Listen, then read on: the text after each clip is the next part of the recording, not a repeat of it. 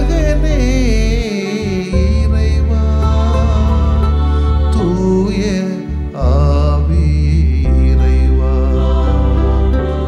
உம்மை புகழ்கின்றோம் அன்புருவான இறைவா அகிலம் காக்கும் இறைவா அமைதி அருளும் இறைவா உம்மை போற்றுகின்றோம் நெஞ்சில் சுமக்கும் இறைவா நீதியில் நிறைவே இறைவா சுமை தாங்கியே இறைவா புகழ்ந்து போற்றி ஆராதிக்கின்றோம்.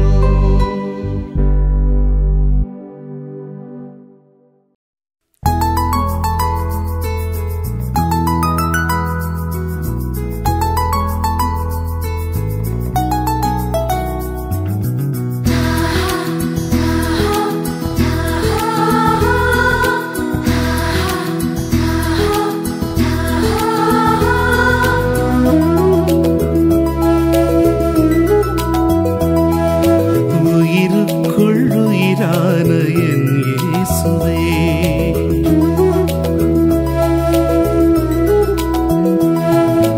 உயிருக்குள் உயிரான என் இயேசுவே உன்னோடு நான் வாழ வெகு ஆசையே உயிருக்குள் உயிரான என் இயேசுவே உன்னோடு நான் வாழ வெகு ஆசை என்னுள்ள உணர்வெல்லாம் நீதானே அறிவாய் என்னுள்ளே உன் பாசம் சுவாசமாக்குவாய் உயிருக்குள் உயிரான என் இயேசுவே உன்னோடு நான் வாழ வெகு ஆசை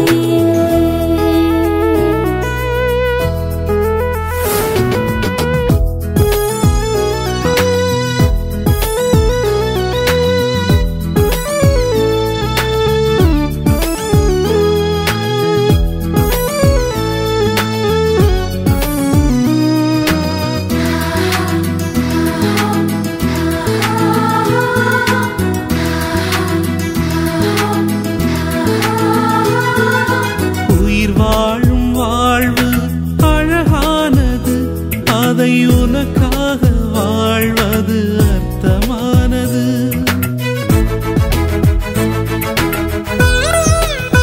உயிர் வாழும் வாழ்வு அழகானது அதை உனக்காக வாழ்வது அர்த்தமானது உன் வாக்கை உலகெல்லாம் வாழ்வாக்கவே உன் உயிரின் உணவு எனக்கு என்றும் வழியாகுமே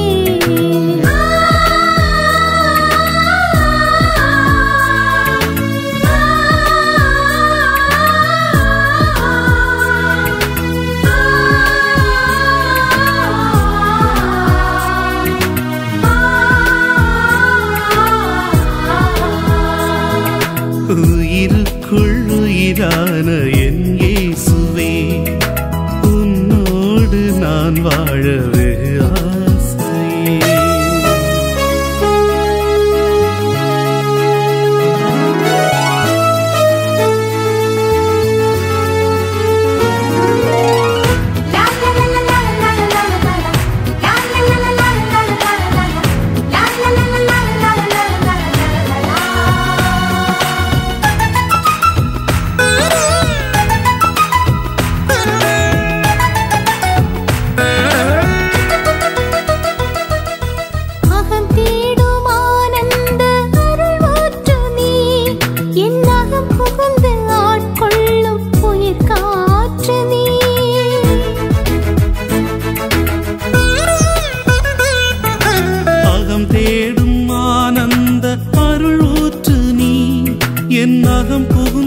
ஆட்கொள்ளும் உயிர் காற்று நீ. அன்பதனால் என் வாழ்வு அசைவாகவே உன் அன்பின் உணவு என்னை சேர நீயாகினே.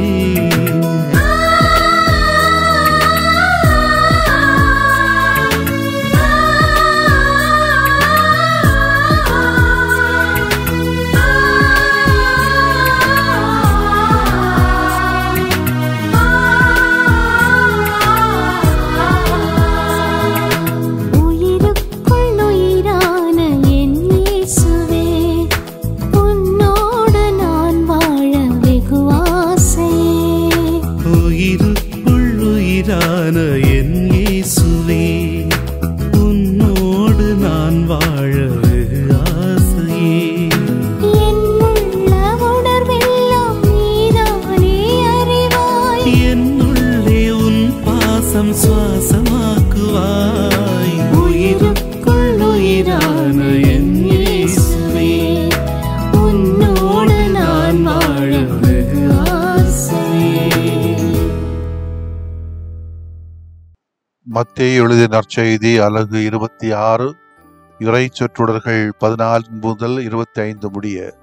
அக்காலத்தில் 12 ஒருவனாகிய யூதாஸ் இஸ்காரியோத்து தலைமை குருவிடம் வந்து, இயேசுவை உங்களுக்கு நான் காட்டிக் கொடுத்தால் எனக்கு என்ன தருவீர்கள் என்று கேட்டான்.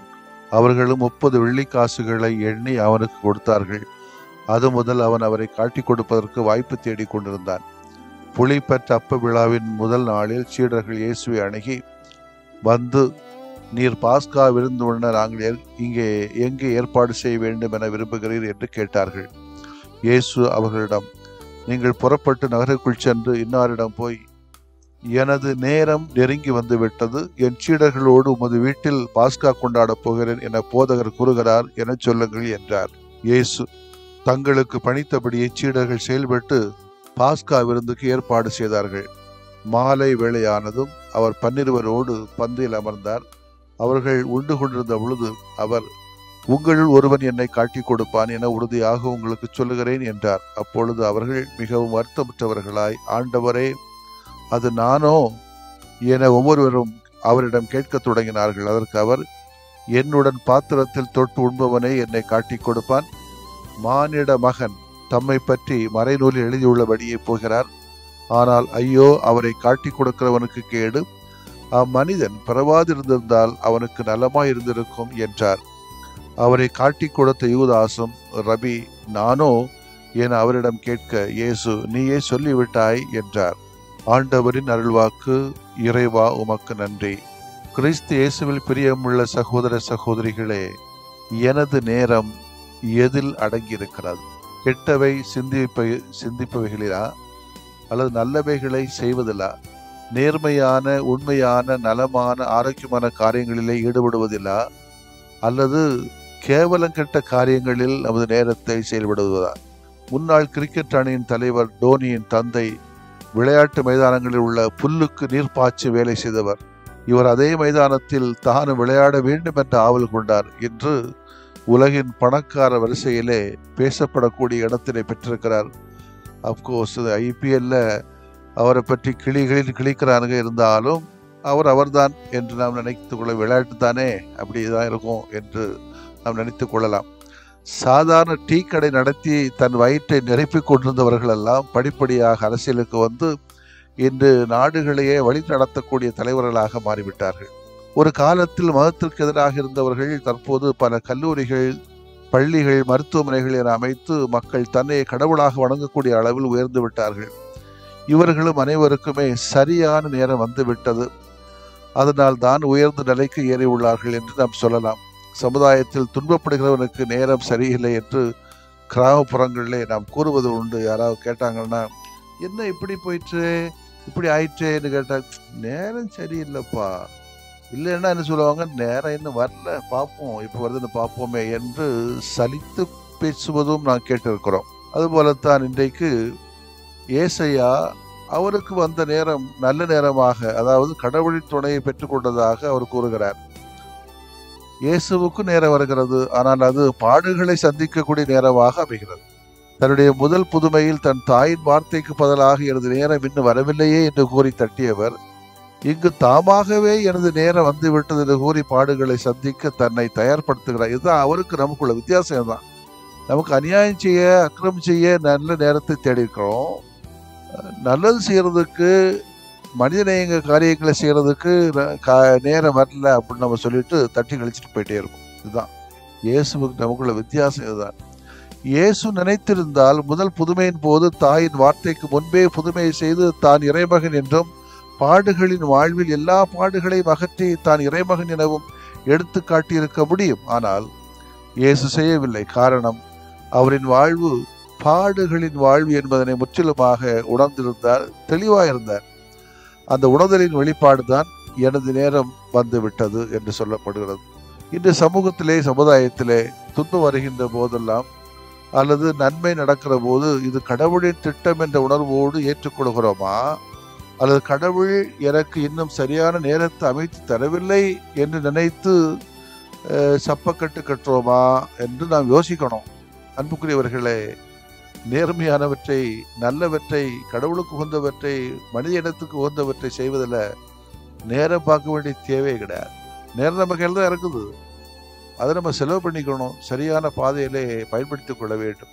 நீர் பாஸ்கா விருந்துடன் நாங்கள் எங்கே ஏற்பாடு செய்ய வேண்டும் என விரும்புகிறீர் என்ற சீடர்கள் இயேசுவிடம் கேட்கிறார்கள்.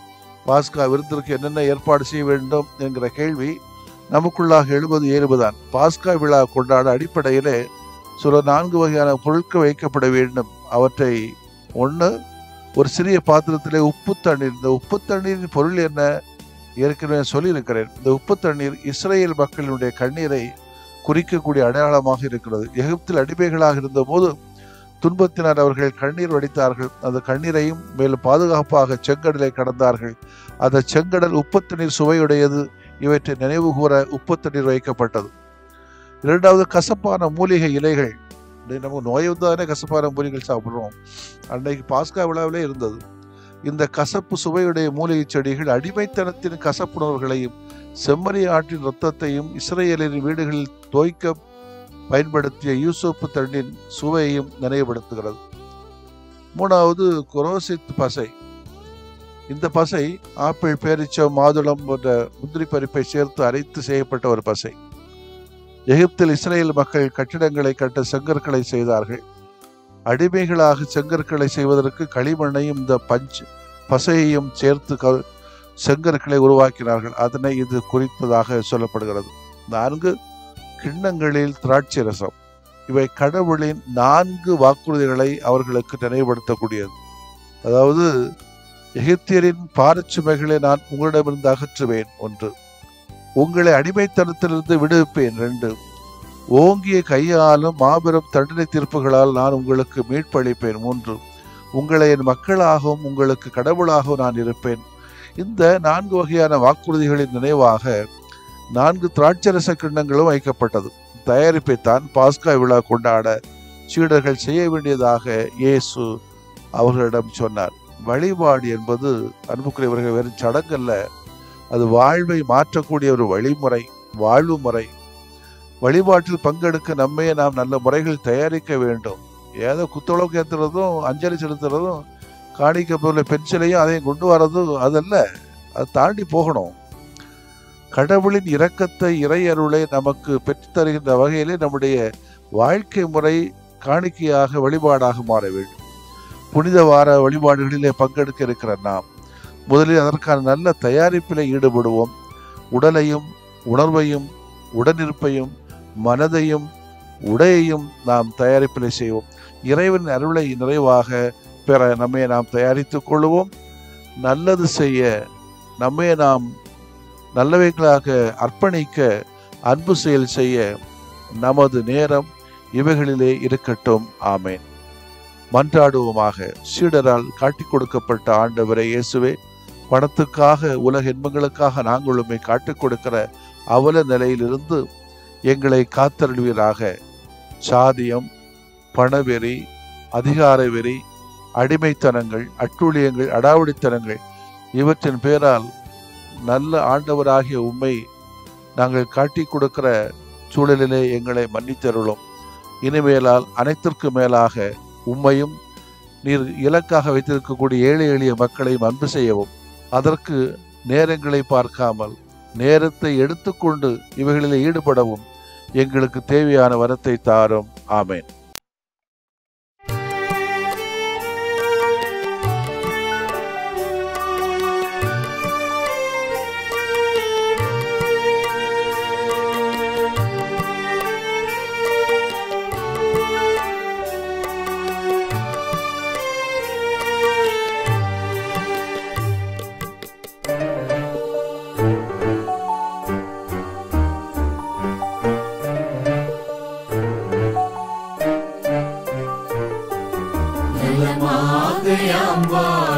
வரம் தாருமே எம் நிலை மாற்றி உனில் வாழ நலம் தாருமே நலமாக யாம் வாழ வரம் தாருமே எம் நிலை மாற்றி உனில் வாழ நலம் தாருமே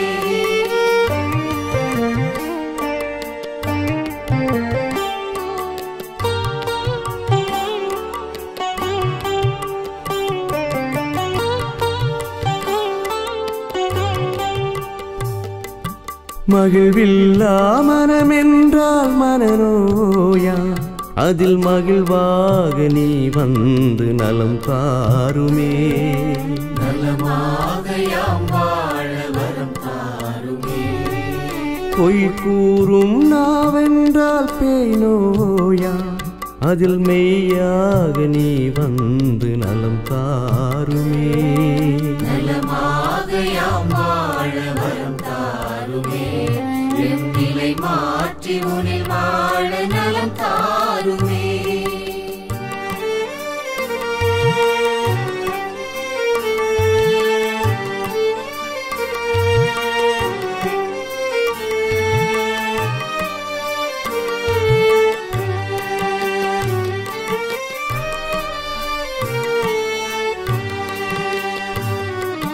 பாராட்டா பண்பென்றால் பகை நோயா அதில் பண்பாக நீ வந்து நலம் தாருமே நலமாக யாம் வாழ வரம் தாருமே சினமொன்றே குணமென்றால் சிரம் நோயா அதில் சிரிப்பாக நீ வந்து நலம் தாருமே நலமாக யாம் வாழ வரம் தாருமே எம் நிலை மாற்றி உனில் வாழ நலம் தாருமே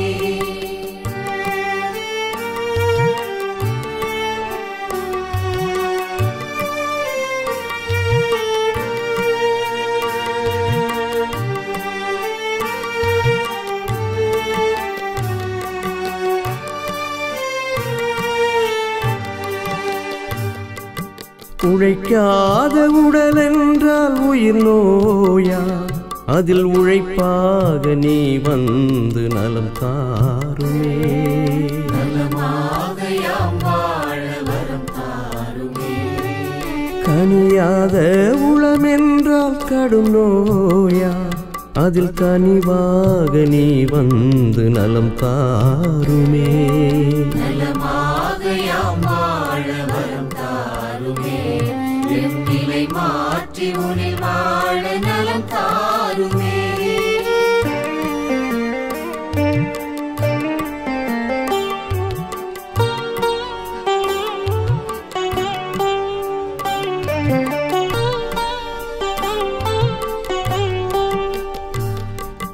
நல்லெண்ணம் இழந்திட்டால் உளநோயா அதில் நல் உணர்வாய் நீ வந்து நலம் தாருமே நலமாக யாம் வாழ வரம் தாருமே நம்பிக்கை களைந்திட்டால் வாழ்வில்லையா அதில் நலமாக்கும் நீ வந்து வாழ்வாகுமே நலமாக யாம் வாழ வரம் தாருமே எம் நிலை மாற்றி உனில் வாழ நலம் தாருமே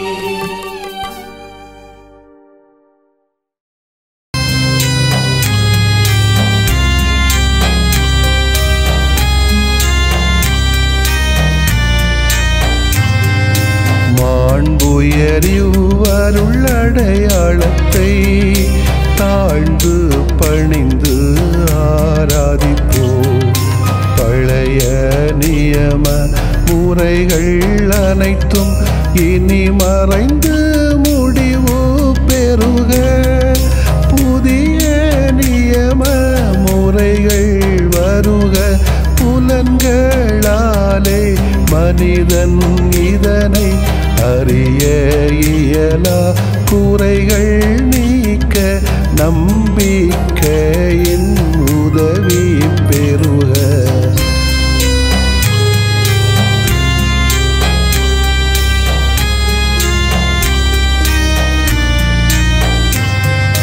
தந்தை அவர்க்கும் மகன் மகன் அவர்க்கும் புகழ்ச்சியோடு வெற்றியாக்கும். மீட்பின் பெருமை மாட்சிமையோடு வலிமை வாழ்த்து யாவுமாக. இருவரிடமாய் வருகின்றவராம் தூய ஆவியானவர்க்கும் அளவில்லாத சமப்புகழ்ச்சி என்றுமே உண்டாகுக. ஆமென். வானின்று அவர்களுக்கு அப்பமளித்தீரே, இனிமையெல்லாம் தன்னகத்தில் கொண்ட அப்பம் இதுவே. மன்றாடுவோமாக. இறைவா, இந்த வியப்புக்குரிய அருளடையாளத்திலே உம்முடைய பாடுகளின் நினைவை எங்களுக்கு விட்டு சென்றீ. உம் திருவுடல் திருரத்தமாகியவற்றின் தூய மறைபொருளை வணங்கும் நாங்கள் உமது மீட்பின் பயனை இடைவிடாமல் துய்த்து உணர்ந்து மகிழ அருள்வீராக. தந்தையாகிய இறைவனோடும் தூய ஆவியாரின் ஒன்றிப்பில் இறைவனா என்றென்றும் வாழ்ந்து ஆட்சி செய்கின்ற உம்மை மன்றாடுகிறோம்.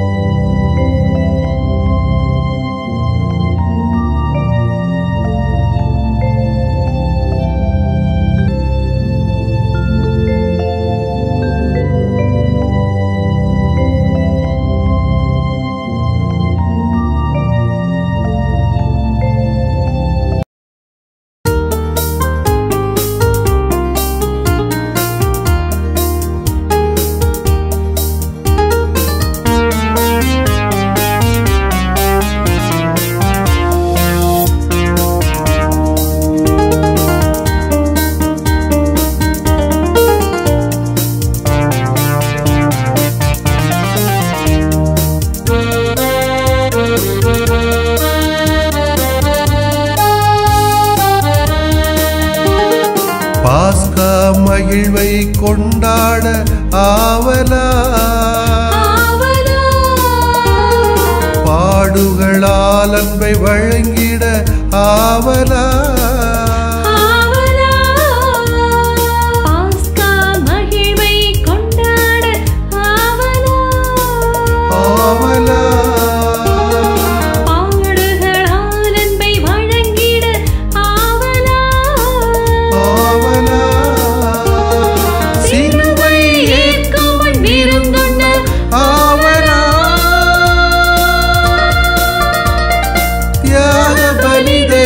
பங்கேற்க ஆவலா, ஆவல்தான் ஆவல்தான் இறைவா உன் உறவில். ஆவல்தான் ஆவல்தான் இறைவா நீ காட்டும் வழி.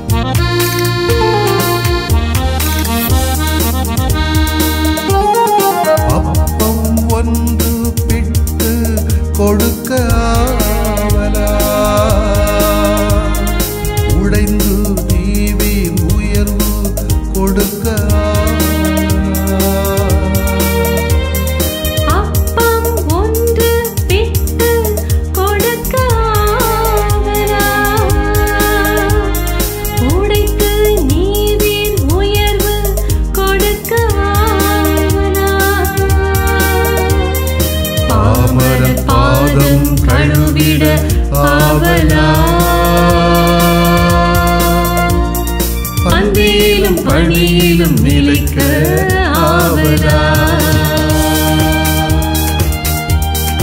ஆவல்தான் ஆவல்தான் இறைவா உன் உறவில் ஆவல்தான் ஆவல்தான் இறைவா நீ காட்டும் வழி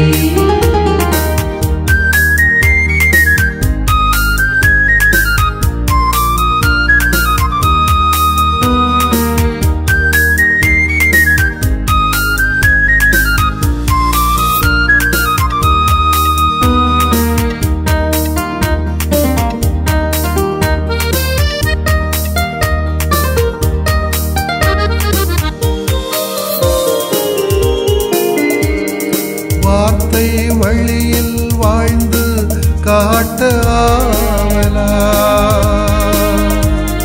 நம்பி நலம் பெற்று எழுந்து நடக்க ஆவலா வார்த்தை வழியில் வாழ்ந்து காட்ட ஆவலா நம்பி நலம் பெற்று எழுந்து நடக்க ஆவலா உரிமை வாழ்வுக்காய் போராட ஆவலா வந்து பார் அனுபவம் பெற்றிட ஆவலா ஆவல்தான் ஆவல்தான் இறைவா உன் உறவில் ஆவல்தான் ஆவல்தான் இறைவா நீ காட்டும் வழி பாஸ்கா மகிழ்வை கொண்டாட ஆவலா ஆவலா பாடுகளால் அன்பை வழங்கிட ஆவலா ஆவலா சிலுவை ஏற்கும் முன் விருந்துண்ண ஆவலா தியாக பலிதனில் பங்கேற்க ஆவலா ஆவல்தான் ஆவல்தான் இறைவா உன் உறவில் ஆவல்தான் ஆவல்தான் இறைவா நீ காட்டும் வழி